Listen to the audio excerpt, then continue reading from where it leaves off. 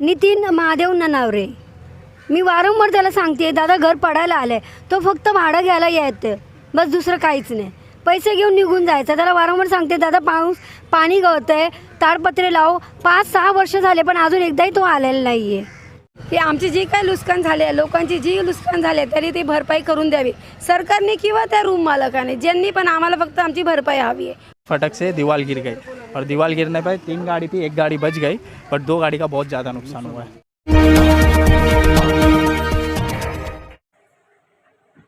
मुंबईतील गोखील लिंबुनी बाग परिसरात एक धक्कादायक घटना समोर आली आहे. येथे एका ब्युटी पार्लरच्या दुकानाची भिंत अचानक कोसळल्याने 2 मोटरसायकल व दुकानातील साहित्य यांचे मोठे नुकसान झाले आहे. सुदैवाने या दुर्घटनेत कोणतीही जीवितहानी झाली नाही. मात्र 2 चिमुकल्यांचा जीव थोडक्यात बचावला. दुकानाची अवस्था अत्यंत धोकादायक असल्याची माहिती वारंवार दुकान मालकाला देण्यात आली होती. मात्र या सूचनांकडे दुर्लक्ष करण्यात आल्याचा आरोप स्थानिकांनी केला आहे.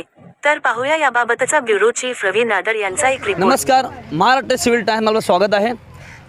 आज आपण गवंडीमध्ये निमोनी बाग या परिसरात आलेलो आहोत. इथं आपण पाहू शकता एक घर कोसळून तर जीवहानी होता वाचलेला. ही मुलगी चिमुकली मुलगी आहे 11 वर्षाची. हिला आपण पाहू शकता कशा प्रकारे भयान मार लागलेला आहे. हिचा अत्यंत जीव वाचलेला आहे. ज्या या घरामध्ये ॲक्च्युअल रेंटमध्ये राहत होते ते आपल्या सोबत आहे. त्यांच्याकडून माझं नेमकं काय घडलं? मॅडम आपलं नाव काय? करुणा मधुकर शिरसाट. करुणा मॅडम, नेमकं काय घडलं इथं? हे ब्युटी पार्लर माझं आहे. मी वारंवार त्याला सांगत होते दादा घर पडायला आलं आहे. नाव काय त्या रूम मालकाचं? रूम मालकाचं नितीन महादेव ननावरे. मी वारंवार त्याला सांगते दादा घर पडायला आलं आहे. तो फक्त भाडं घ्यायला येतं, बस दुसरं काहीच नाही. पैसे घेऊन निघून जायचं. त्याला वारंवार सांगते दादा पाणी गळतं आहे, ताडपत्रे लाव. 5-6 वर्ष झाले पण अजून एकदाही तो आलेला नाही आहे. पण आपण त्याला वारंवार ते कल्पना देत होता का घर पडायला येणार आहे वगैरे का असं? हो नेहमी प्रत्येक गलीतल्या लोकांनी पण त्याला वारंवार सांगितलं अरे नितीन घर पडतंय तुझं, प्लीज तू काळजी घे किंवा काय सपोर्टिंग कर. इवन मी त्याला 40,000 सुद्धा पैसे दिलेत की तो बोलला मला की रिपेअर करेल म्हणून, पण त्याने अद्याप काही केलेलं नाही आहे. बरं करुणा, आतापर्यंत काय नुकसान हानी काय झालेली आहे? माझं ब्युटी पार्लरचं सामान सगळं आतमध्ये आहे. एकही सामान माझं बाहेर आलेलं नाही आहे. आता सगळं वरती खड्डा पडला आहे, सगळं पाणी तुंबलं आहे आतमध्ये. माझ्या सगळ्या सामानाची वाट लागते आहे. माझी एवढीच विनंती आहे की मला कोणी ते हेल्प करून ते काढून द्यावं, नाहीतर मग त्याने माझी भरपाई करून द्यावी. आता आपल्याकडून रूम मालकाकडून अपेक्षा काय की तुमचं जे नुकसान झालेलं आहे त्याची भरपाई करून देणे? हो, त्याने त्याची भरपाई करून द्यावी. आता त्यांच्या बहिणी आपल्या सोबत आहे, ते पण त्याच सोबत पार्टनर आहे कदाचित. तर मॅडम आपण काय सांगाल, जबाबदार कोण असू शकतं? ह्याच्यासाठी जबाबदार रिस्पॉन्सिबल पर्सन म्हणजे रूम मालक, ओनर ऑफ द रूम. असं काय वाटतं आपल्याला की ओनर जबाबदार आहे? तर निसर्गाचे पण करणे असू शकते. आणि निसर्गाची करणे असंच आहेच ती. बट कसं आहे, त्यांनी रिपेअर नाही केलेलं. मेंटेन करायला पाहिजे रूम, वारंवार मेंटेन करायला पाहिजे. काळजी नाही घेतली त्यांनी, निष्काळजीप्रमाणे पणामुळे झालेला आहे गोष्ट नाही केलेला. अच्छा, म्हणजे आपल्याला असं सांगायचं आहे की तुम्ही त्यांना वारंवार सांगत होते की बाबा हे भिंत कोसळू शकते, घर पडू शकतं, जीव हानी होऊ शकतं. तुम्ही त्याला कुठला शुल्क पैसे काय दिले होते त्याला बनवण्यासाठी? हां, त्याने पैशाचं बोललेलं, तर आम्ही त्याला 40,000 दिले होते ह्याच्यासाठी की बाबा तू रिपेअर करशील. पण तो काय ऐकायलाच नाही. पैसे घेतल्यानंतर बोलायला लागला माझ्याकडे आता एवढी जास्त अमाऊंट नाही आहे, तर आपण नंतर बघूया वगैरे असं काय त्याने बोललं आहे. मॅडमचं सांगणं असं आहे की वारंवार त्या रूम मालकाला सांगत होते की ही जे शॉप आहे हे पडण्याच्या संदर्भामध्ये आहे आणि याने जीवहानी होऊ शकतं.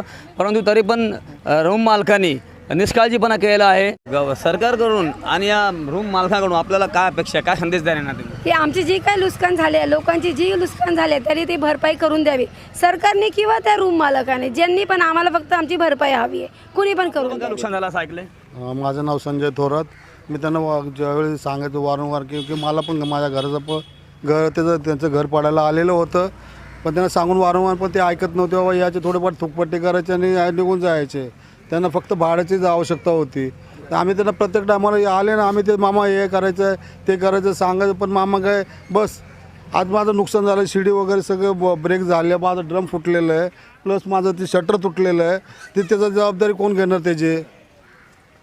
अच्छा, आता आपल्यासोबत पाहू शकता की 11 वर्ष चिमुकले आहे. बा दाखव आपल्याला कुठे लागलं, दाखवा जरा. कॅमेरामॅन जरा आगे दिखाऊंगा कितना लगा आहे. अद्याप यांचा जीव थोडक्यात वाचलेला आहे, कारण की एक इसम आहे आपल्या ते समोर येत नाहीत बोलायला. त्यांनी या चिमुकले जीव वाचवलेला आहे.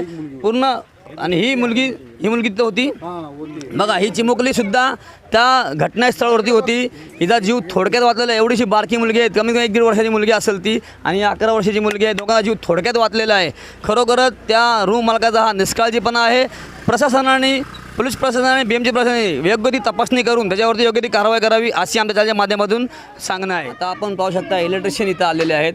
त्यांचं पण सांगणं हेच आहे की सर यांनी हानी होऊ शकते म्हणजे याच्या पुढे आहे ना. यांनी हानी म्हणजे ते मीटरमध्ये पूर्ण पाणी गेलेलं आहे वॉटर लिकेजमुळे, ते शॉर्ट होऊ शकतं. त्याच्यामुळे आधीच हे आजचा घडलेलं आहे. त्यामुळे परत अजून आम्ही लाईन चालू केली तर पूर्ण शॉर्ट सर्किट होऊन सगळ्यांना लोकांची हानी होऊ शकते. त्याच्यामुळे आम्ही हे चालू करू शकत नाही. आम्हाला तशी authority सोबत नाही. प्रत्यक्षदर्शी आहेत. ते सांगतील की कशा प्रकारे कुठलं नुकसान झालं. जीवहानी नसेल झालं तरी इथं सामानची हानी नक्की झालेली आहे. सर क्या बोलोगे, नाम क्या आपका? मेरा नाम फरदीन खान है। सर क्या नुकसान हुआ यहाँ पे दीवार गिरने के? आप थे क्या उस टाइम पे? हाँ जी, मैं इधर ही रहता हूँ, तो मैं था उस टाइम पे। 2 बाइक खड़े थे, दीवार जैसा नीचे गिरा तो उसके पहला 2 बाइक खड़ा था। एक मेरे भाई का था और एक जब-तब करके फैमिली एक उनके तरफ से एक बाइक था।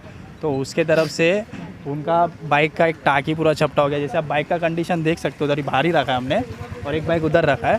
तो टोटली बाइक का नुकसान हुआ है। बट पुलिस वाले अब देखते क्या बोले। और एंड इंश्योरेंस में भी ज़्यादा पैसा नहीं मिलेगा। वो लोग बोले आपको सिर्फ 70% ही मिलेगा। तो नुकसान बहुत काफ़ी ज़्यादा। और एक छोटी बच्ची थी, वो भी इधर के लड़के लोग खड़े थे, इसके हाथ में थी, ये विधि करके खिला रही थी। हाँ, ये बच्चे को इसके साथ खिला रही थी। बट यहाँ के लड़के लोग थे, उन्होंने देखा तो इसको फटाफट बाहर लिया और फिर फटक से दीवार गिर गई। और दीवार गिरने पर 3 गाड़ी थी, 1 गाड़ी बच गई, बट 2 गाड़ी का बहुत ज़्यादा नुकसान हुआ है। बघा खरोखरच इथं खूपच नुकसान झालेलं आहे. आणि खरोखर जे आपण जर कोणाला जबाबदार ठरवणार तर सगळं इथलं जे रेंटवर राहणारे आहेत आणि जे रहिवासी आहेत ते सगळ्यांचं सांगणं एकच आहे की हे जबाबदार हे रूमचं मालक असू शकतो. बरोबर की सर? हाँ, जवाबदार कौन हो सकता है इसका? रूम का मालक ही होगा सर, क्योंकि उनको देखना चाहिए था जो जिनको भाड़े से रख रहे, जिनको रख रहे। तो आप देखो घर का कंडीशन कैसा है। ऑलरेडी बहुत टाइम हो गया था घर को, हमने 2 बार रिपेयर कराया, उनका इतना टाइम हो गया। एटलीस्ट सब लोग बोल रहे 30 साल का, मैं उतना छोटा हूँ, घर को उतना टाइम हो गया। खरोखर तुम्ही जरी मालक असाल तर तुम्ही कोणाचा जीव घेण्याचा तुम्हाला कुठला अधिकार नाही.